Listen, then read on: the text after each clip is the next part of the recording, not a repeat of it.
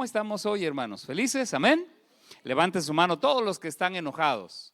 Ahora resulta que nadie está enojado.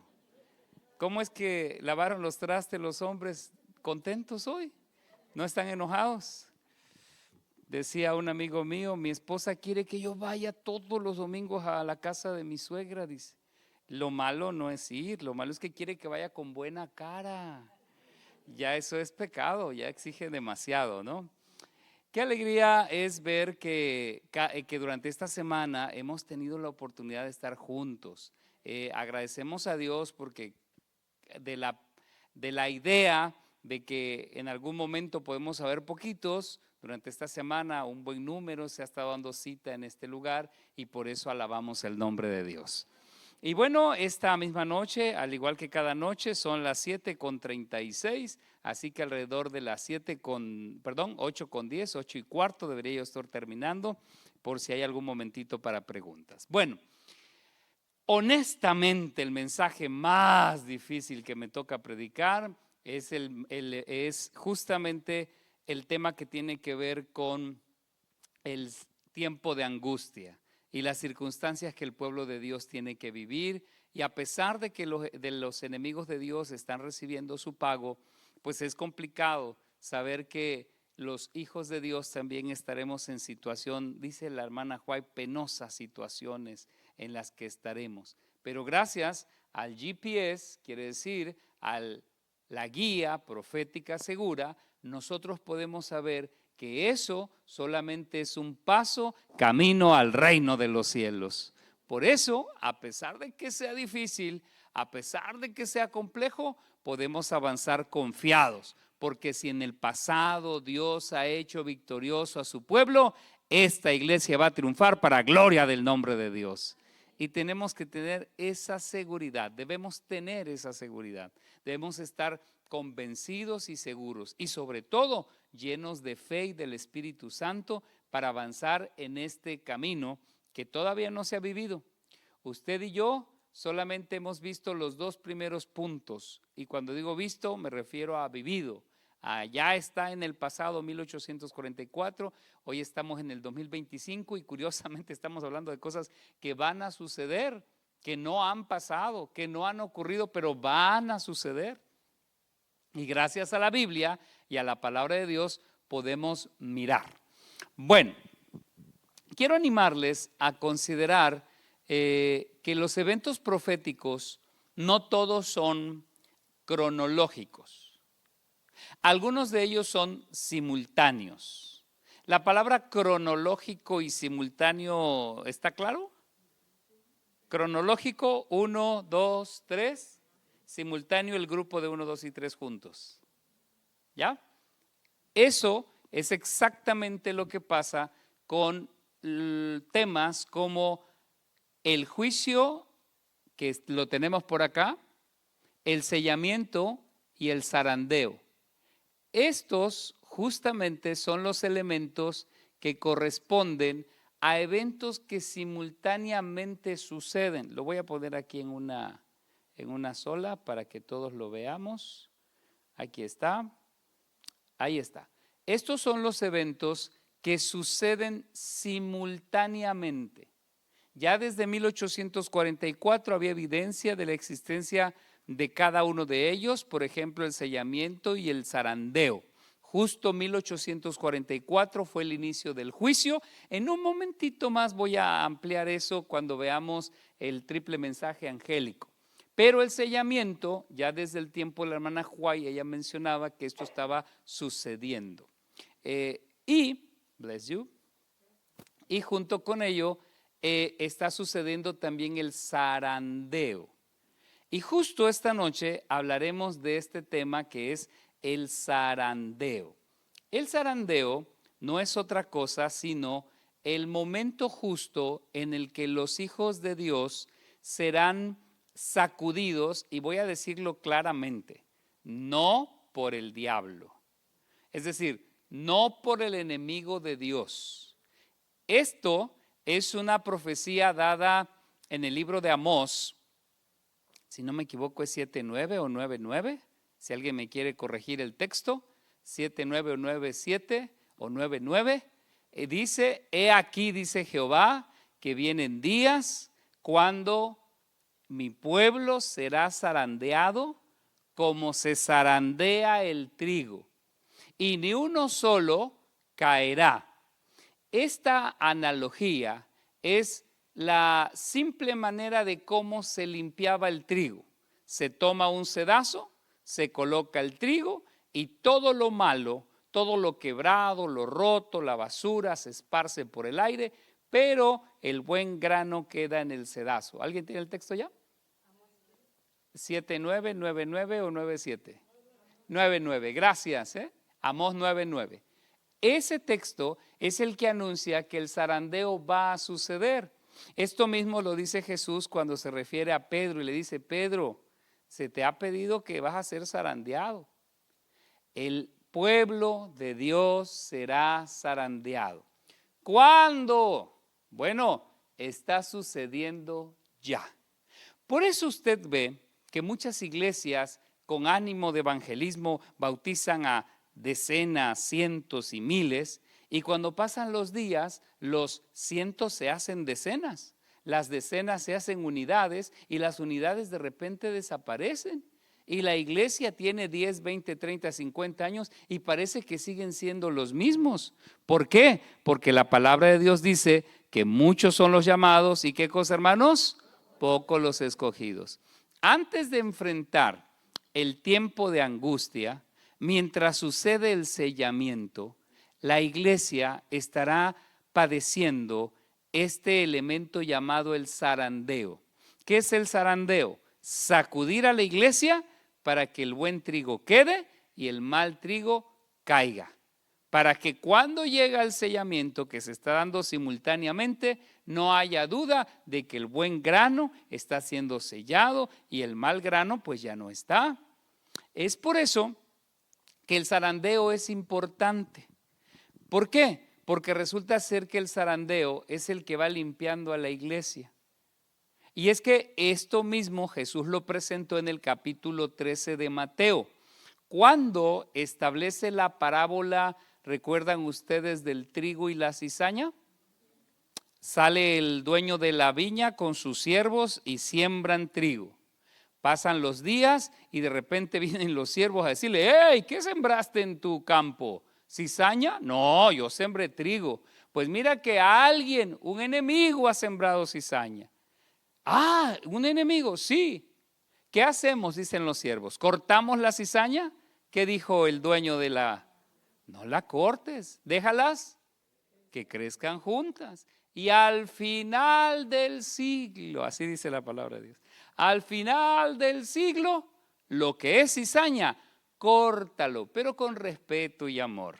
Hazlo en paquetitos y entonces échalo al fuego.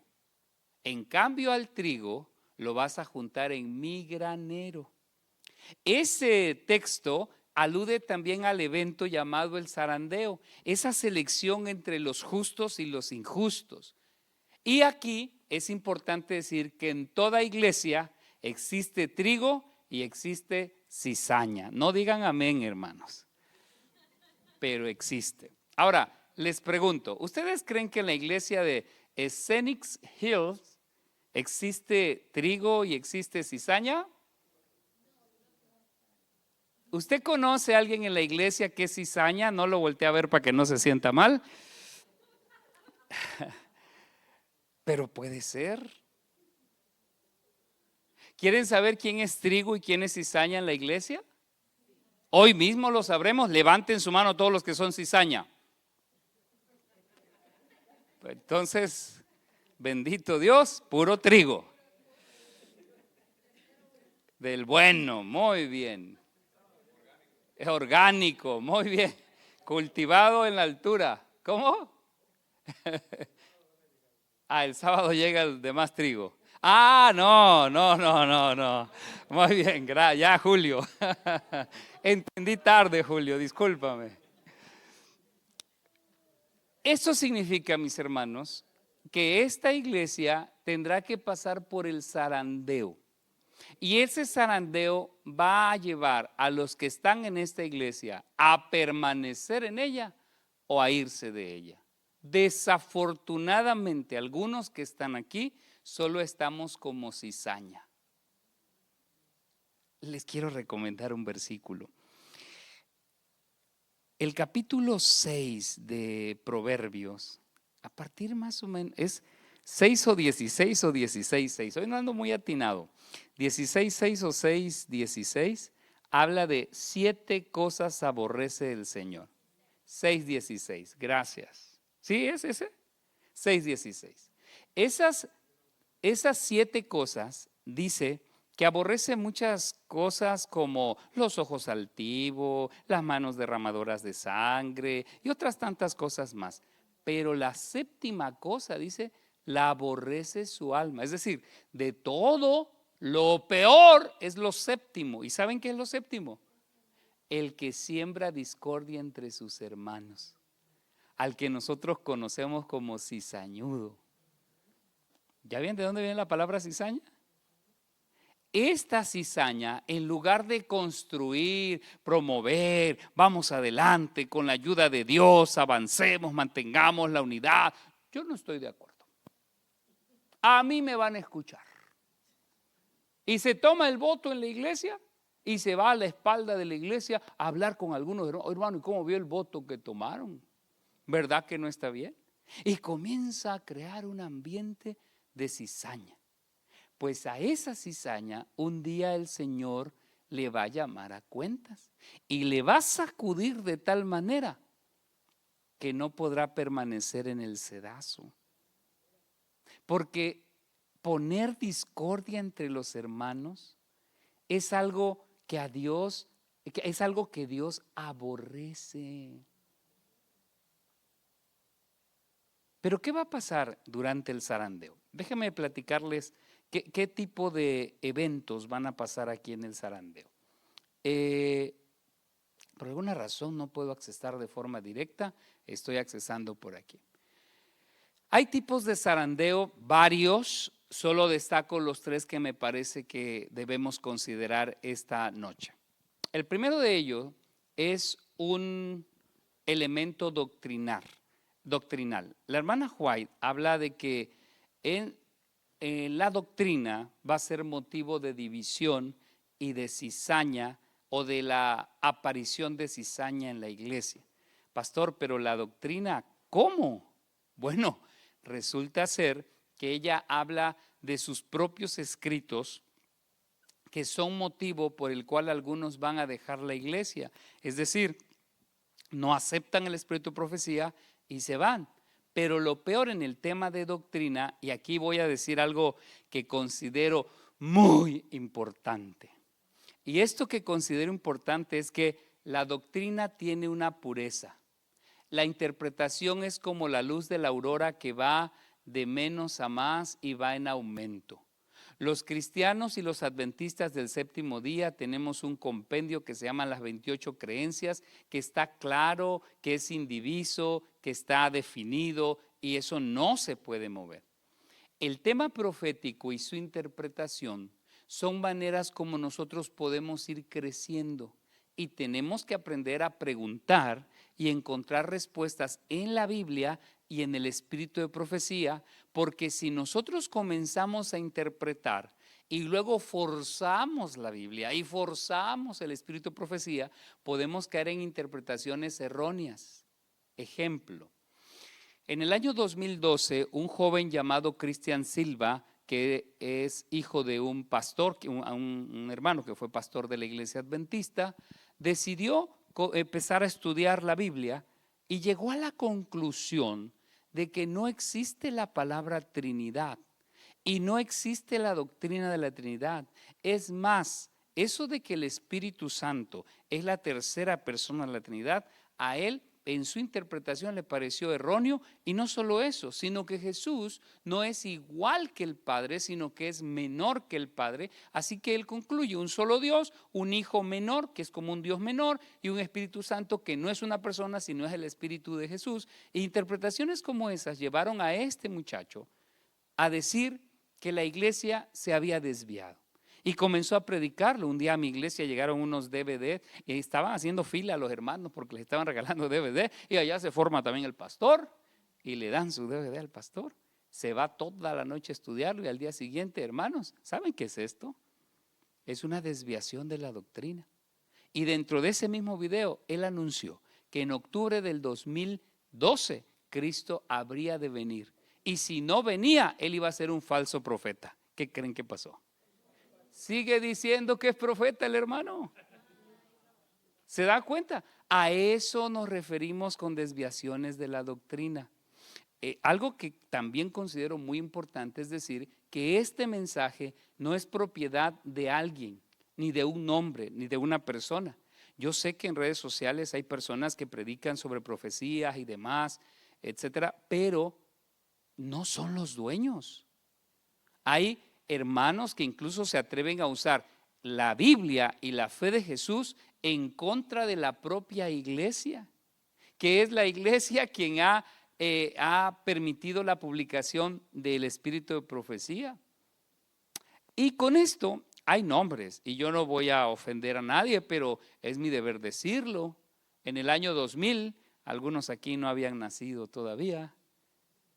¿O sí él ya había nacido? No, todavía. Ya. Bueno, algunos no habían nacido, son muy jóvenes todavía.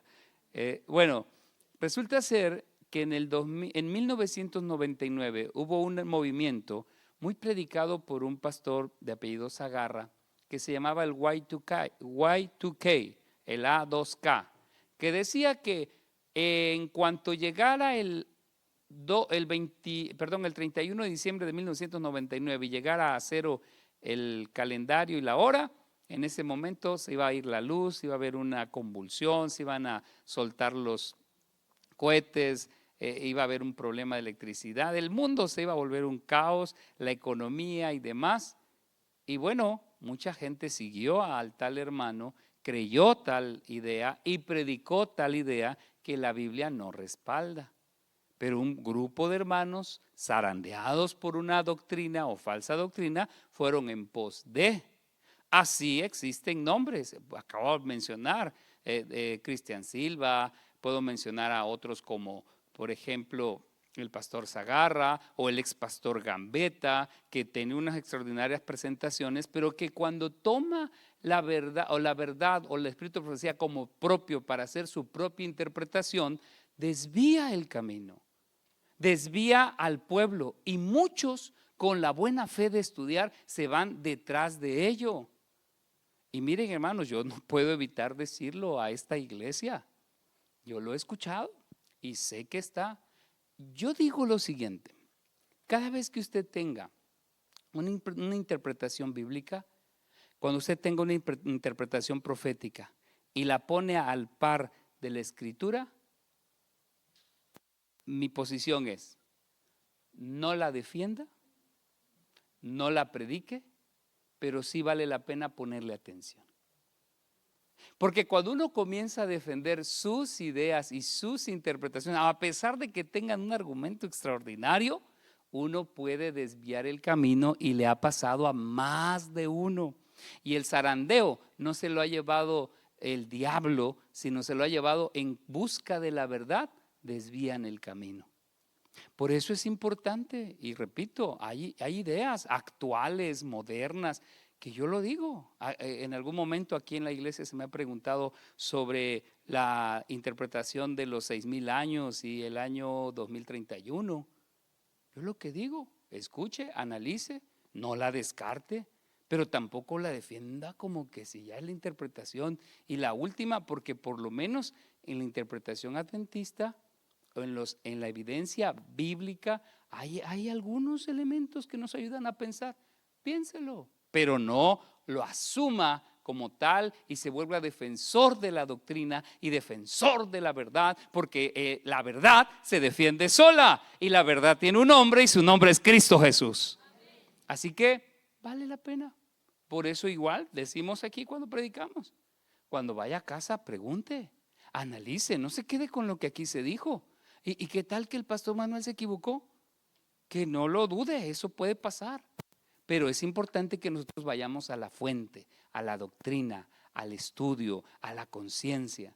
Y termino esta parte del zarandeo diciendo que no es solo el tema de no es solo el tema de las doctrinas que la iglesia predica, sino también doctrinas que predican otros hermanos u otras religiones, que de repente alguno la agarra y alguno, desconociendo la verdad, dice: oye, esto suena bien.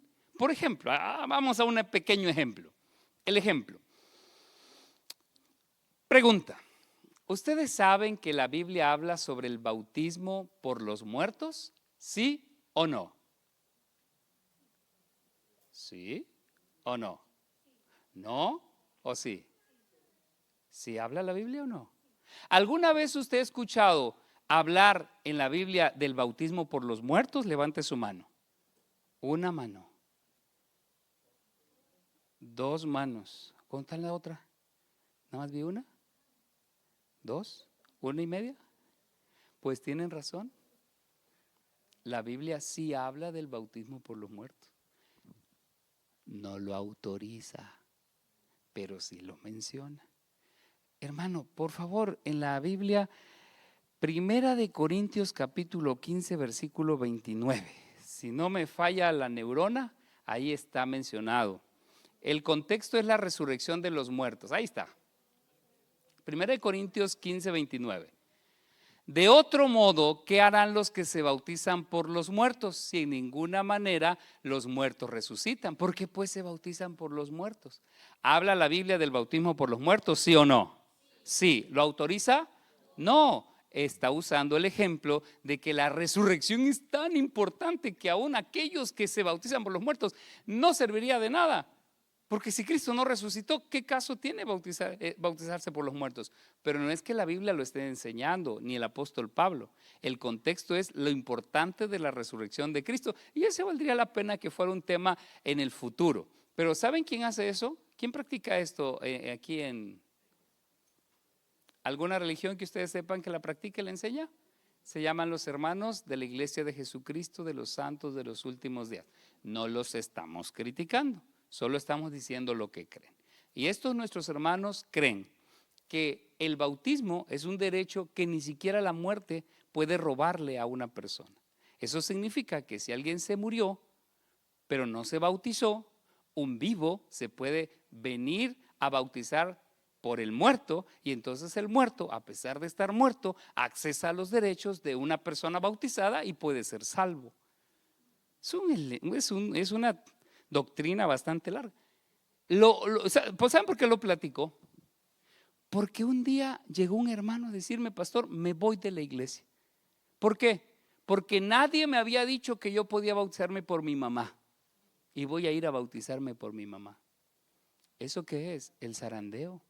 El no estar aferrado a la verdad, el no estar cimentado en la verdad, el andar vacilando en lo que creemos, el no tener raíces profundas sobre lo que creemos, hace que cuando el zarandeo viene, fácilmente seamos presa de doctrinas, de olas que van y vienen, corrientes, ideologías que van y vienen por allí en el mundo. Y como esos hay otros ejemplos. ¿Han escuchado hablar de la parusía? Bueno, hoy tampoco vamos a escuchar de eso, pero algún día que tenga la oportunidad vamos a poder platicar de tal asunto. La parusía, ahí se los dejo de tarea, pueden leerlo, es muy fácil encontrar información sobre eso. Bueno, otro de los métodos u otra de las maneras es la tentación. Mi hermano y mi hermana, les habla en este micrófono un ser humano pecador. Y si usted me dice: pastor, ¿qué tan pecador es usted? Pues bueno, junte a todos los que están aquí y tal vez sea peor que eso. No me considero justo, tampoco soy un bárbaro pecador, pero sí creo que soy, como dice el apóstol Pablo, mayor que todos los pecadores. Así me considero, porque no soy bueno, no soy bueno. Pero ¿saben qué? La tentación es algo que más tarde o más temprano nos va a desviar del camino. A algunos. Y es que, mis hermanos, el enemigo de Dios sabe de qué lado mecer el sedazo. ¿Se entiende la analogía? El diablo sabe de qué lado mecer el sedazo. ¿Cómo se dice en México? Hay una frase que se dice en México. Dice, el diablo sabe de qué pie cojea uno. ¿Han escuchado? Bueno, esta frase significa que hay debilidades que nosotros tenemos. ¿Y saben qué? Usted solo las conoce, usted solo las sabe. Y muchas personas en la iglesia, hoy aquí sentadas, si no es ahora mismo, en el futuro enfrentaremos tentaciones. No de aquellas que ni nos llaman la atención, esas que nos llaman la atención. Ayer en mi teléfono llegó la noticia de un amigo pastor que acaban de dar de baja en el ministerio porque se dio a la tentación.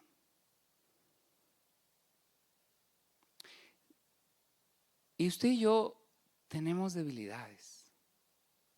Y si no vencemos esa debilidad en el nombre de Cristo, ella nos va a vencer a nosotros. Y tristemente, mis hermanos, seremos parte del grano que cae en tierra. El zarandeo nos va a mover. Y tal vez usted diga, es que conmigo no hay problema. Hey, ¿qué tal que tu tentación sea no tener dinero? ¿O qué tal que tu tentación sea sí tener dinero? ¿O qué tal que tu tentación sea una copita? ¿Qué tanto? Para el estómago. Decía ayer el hermano Carlitos, no mucho dado al vino, poco. ¿Y qué tal que ese poco te cambia la vida y te hunde y te hace pedazos? ¿Qué tal que es lindo cerrarle los ojitos a un hermano o a una hermana que no es tu esposo o que no es tu esposa? O deja que no sea un hermano o una hermana. Uno dice, pues ¿qué tanto? Pues ese tanto puede venir a una tentación que te desvíe del camino y te haga perder el reino de los cielos. Y qué triste después de luchar y esforzarnos. Por eso el zarandeo nos va a tocar a partir de la tentación. Si nosotros no vencemos esa debilidad en el nombre de Cristo, ella nos va a vencer a nosotros. ¿Y saben qué es lo peor? Que nos va a avergonzar. ¿Y saben qué todavía es peor? Le va a traer tristeza a las personas que más amamos, que más queremos. Por eso es importante mantener los ojos abiertos. Y esto, que es la adoración.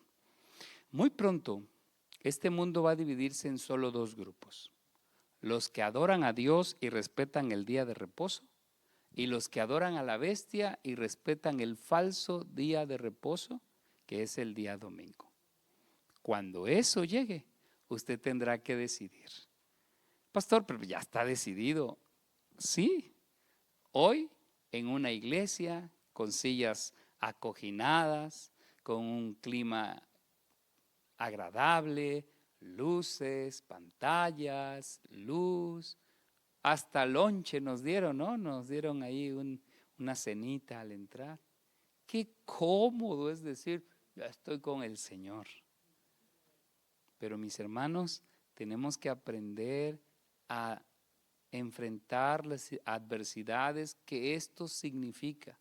Por eso el GPS nos muestra la ruta, nos muestra el camino, nos muestra hacia dónde va, hacia dónde se está moviendo, de tal manera que seamos capaces de considerar dónde es el camino, qué es lo que está pasando y no desviarnos. Qué lindo será que cuando tengamos que enfrentar la tentación, nos mantengamos firmes. Qué lindo será que cuando tengamos que estar del lado de la verdad, nos mantengamos del lado de Cristo. Pero qué difícil será vernos en el camino de la perdición cuando tuvimos la oportunidad de lograrlo. Por eso, el Señor ha preparado un mensaje final para la historia de este mundo. Y ese mensaje final se concentra en el mensaje de los tres ángeles. Ese mensaje de los tres ángeles, en un resumen, es esto. El primer ángel anuncia que el juicio ha comenzado. Y cuando hablamos de juicio, hermanos y hermanas, hay tres etapas del juicio. Desde 1844 comienza el juicio investigador. Durante el milenio sucede el juicio verificador. Y al final del milenio sucede el juicio ejecutivo. Este juicio investigador comienza por aquellos que han confesado su fe en el Señor. Les tengo un desafío. En el juicio investigador, ¿también se miran los casos de los injustos o solo de los justos? ¿O de ambos?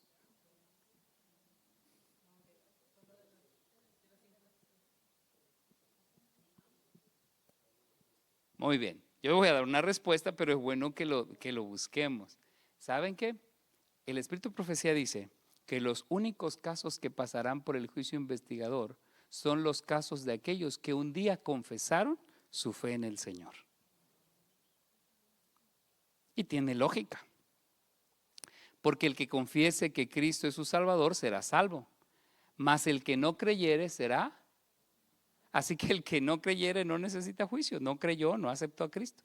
Pero todo aquel que un día confesó su fe en el Señor va a tener que presentarse ante este juicio investigador que está sucediendo ahora.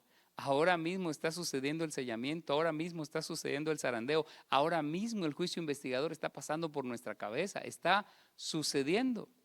Y el primer ángel anuncia justamente que ese juicio se activa. El segundo ángel anuncia la caída de Babilonia y se refiere a los rechazos que tiene de la verdad. ¿Cómo me gustaría en algún momento tener más tiempo para poder ampliar este tema particular? En forma rápida lo diré. En el año 1492, ¿alguien sabe qué pasó? 1492. Un caballero llamado Cristóbal Colón, saliendo de la isla de Palos, en Europa, viajó hacia el descubrimiento de las Indias y resulta que encontró América, y algunos debaten un poquito de qué lugar llegó, pero llegó a América. Y en 1492 sucedió que el país español católico decidió conquistar América. Entonces, Hernán Cortés, personaje que le tocó la conquista de México, no hizo una conquista solo militar, sino que se trajo frailes católicos, sacerdotes católicos, y por ahí del año 1537 o 31, por ahí me corrigen la fecha si es 1537 o 31, se llegó la aparición de una virgen mexicana que ayudó a la conquista religiosa del país. Se dice que en el año 1810, después de sonar las campanas de Dolores, un 16 de septiembre de ese año, México se volvió un país que se levantó en armas para volverse independiente. Al año siguiente estaban en las puertas de la Ciudad de México, pero resulta que por problemas entre el mismo ejército decidieron no invadir México, la Ciudad de México, y siguieron peleando por 10 años más. En el año 1821 México se volvió un país independiente. España se fue, pero dejó algunas cositas como su lengua. ¿Por qué los mexicanos hablamos español?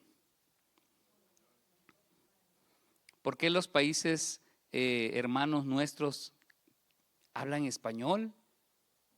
¿Y dónde quedó el maya, el totonaco y todos esos? Pues resulta que se quedó todavía conquistado por la lengua, pero también se quedó conquistado por la religión. Y junto con eso vinieron problemas políticos. No voy a abundar mucho. 100 años después, la Revolución Mexicana, muchas personas murieron, y tras el famoso porfiriato de 30 años que llegó a su final con la independencia, resulta que el país quedó trastornado. Algunos comenzaron a leer y padres de algunos mexicanos apenas alcanzaron a ir al primero de primaria, al segundo, tercero, pero no todos tuvieron la oportunidad de aprender a leer y estudiar. Hoy la mayoría de los mexicanos saben leer, la mayoría de los americanos saben leer, la mayoría de los latinoamericanos saben leer, la mayoría de las personas saben leer, y el mensaje del segundo ángel le está diciendo al mundo que a pesar de su historia, este mundo ha sido corrompido y la verdad bíblica se ha rechazado por parte del sistema papal. En consecuencia, se nos hace un llamado para el estudio de la palabra de Dios. El tercer ángel agrega la idea de que se va a levantar una imagen de esta bestia y se advierte las consecuencias de recibir la marca, y es no estar listo para el tiempo de angustia. Gracias a Dios, los cristianos del año 2025 ya podemos entender este mensaje del tercer ángel. Ya sabemos que hay un bien, hay un mal y que tenemos que decidir. Hace un momentito hablaba acerca del tema del zarandeo, y hablaba acerca del tema de que junto con el zarandeo se encuentra el sellamiento y el juicio. Bueno, el juicio ha comenzado, y el mensaje del tercer ángel en una frase es: comenzó el juicio. Hay un enemigo de Dios que trastornó la verdad y es importante que no lo sigamos. Salid de ella, pueblo mío, no seáis partícipes de sus plagas. Queridos hermanos y hermanas, cuando estas cosas sucedan, usted y yo estaremos sabidos de que el Señor ha mostrado el camino, que el Señor ha enviado a los ángeles, que el Señor nos ha hecho a nosotros mensajeros. Y una tarea que la iglesia de Phoenix Hill tiene en esta ciudad de San Antonio es decirle a la ciudad, decirle a sus vecinos, decirle a sus amigos que hay un juicio que ya comenzó, y que ese juicio que ya comenzó implica que hay un poder que trastornó la verdad. En el caso de América, que les dejó no solamente su lengua, obscuridad en su contexto. La historia en este país tiene que ver con... La idea es distinta. Vinieron buenos hermanos, los padres peregrinos, para anunciar la verdad, sin papa, sin rey. Pero ya vimos la estadística, que los católicos de hace unos años atrás a los católicos de ahora se volvieron la primera fuerza en términos de religión pura. Me refiero pura, sola, en comparación con otras religiones.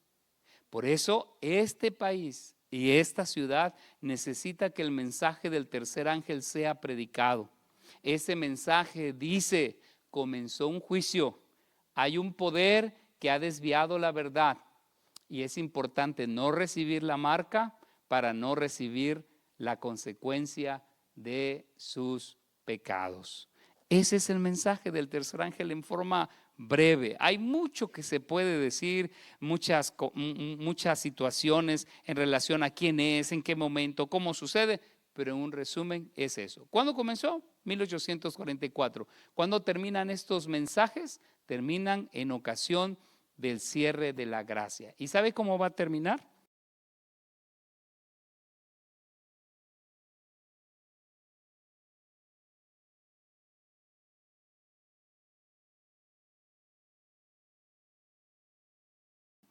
Y aquí termino también yo.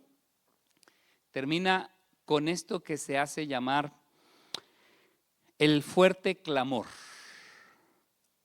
El fuerte clamor es el mensaje del tercer ángel que, a medida que se acerca el cierre de la gracia, impulsados por el refrigerio de la presencia del Espíritu Santo, o la llamada lluvia tardía, en medio de del tiempo de angustia previo, allí se estará predicando el mensaje del tercer ángel, allí se estará derramando la lluvia tardía, ahí se estará dando el fuerte clamor, allí mismo se va a presentar la ley dominical, allí mismo se va a presentar el falso Cristo, allí mismo el falso Cristo va a aparecer a manera de Cristo, y todo eso anunciando que la gracia está por cerrarse.